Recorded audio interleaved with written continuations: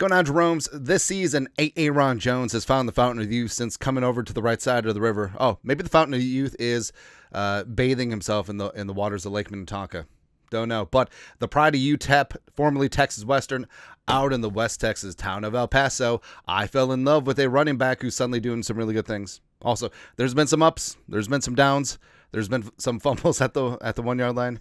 Yeah, but there has absolutely been redemption. And Jones setting a career high for rushing yards this season with the Vikings, still ripping off 4.5 yards a carry, being a huge asset in the receiving game as well. And we said this before, like, Jones doesn't just like catch the ball like a normal running back, just leaking out of the backfield on screens. Like, he legitimately lines up as a receiver, catches the ball with his hands as opposed to his feet.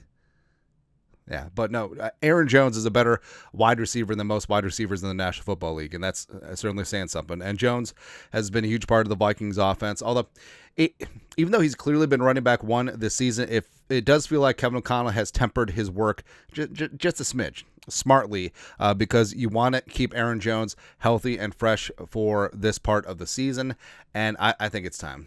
I think it's time that Aaron Jones is going to be unleashed because Kevin O'Connell wants to run the ball, even though he does get a little bit pass happy with slinging Sammy Darnold, a.k.a. America's quarterback at times, but it's imperative to run the ball. Also, with Cam Akers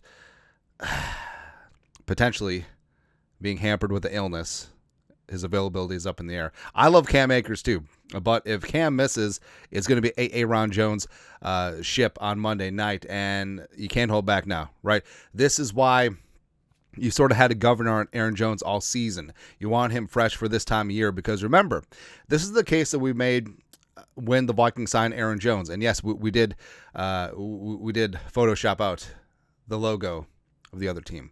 That's what we did. But Jones, at the end of last season, now, yes, he did miss some time last year due to injury, so naturally he was going to be fresher. But when it comes down to crunch time, when you need some dubs, especially in the playoffs, this is where Jones shines. So his last 5 games of the season, he had 5 straight 100-yard games, was ripping off 5.7 yards per carry, also had 3 touchdowns against the Cowboys in the wild card round, which is good, especially against the stupid-ass Cowboys, right? So Jones, this is when he steps up, man, and you have to run the ball, and I think that feeding Jones, especially in a road environment, well, neutral site environment this week, it's going to be imperative because the Vikings have to run the ball, extend drives, take up time of possession, because the defense has been through a lot, right? And also, since the defense is a little bit older and Flores generally doesn't rotate a ton on the back end, I mean, all these matter. Like, being fresh late in the game of a 50 snap game versus a 70 snap game, there's a huge difference, right? And I think that's very important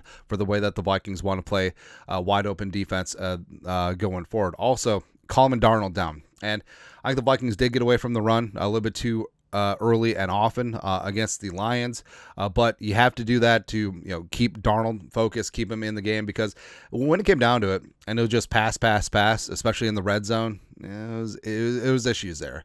Also, keeping play action viable. Like, if you never run the ball, like, defenses are just going to ignore the play action fakes, and that's a huge part of the Kevin O'Connell offense. Plus, getting that O-line some confidence. So the O-line has been much maligned to a degree, rightfully so, but coming out and running the ball, especially when you're on the road or neutral site, is going to do wonders for the guys up front. Plus, softening up the Rams front seven. They are hellacious against the pass, but you can get yours against them in the run. They're 22nd league in rushing yards allowed, 26 yards per carry, and also don't get too predictable. All right, so Kevin O'Connell and Darnold, like, sometimes they get a little bit too pass happy and they're trying to score 50 points on every single drop back. But having Aaron Jones control things up front, because this is his time.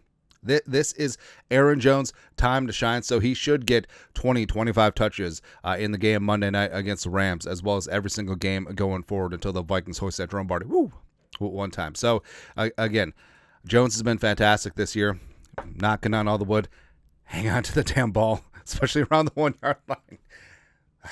But I digress. But yeah, feed 33 and just ride him, be ready to go, and then just go from there. Like, I know with Jefferson, Addison, Hockenson, you just want to air it out, especially slinging Sammy Darnold playing like a Pro Bowler like he is. But it's Jones time.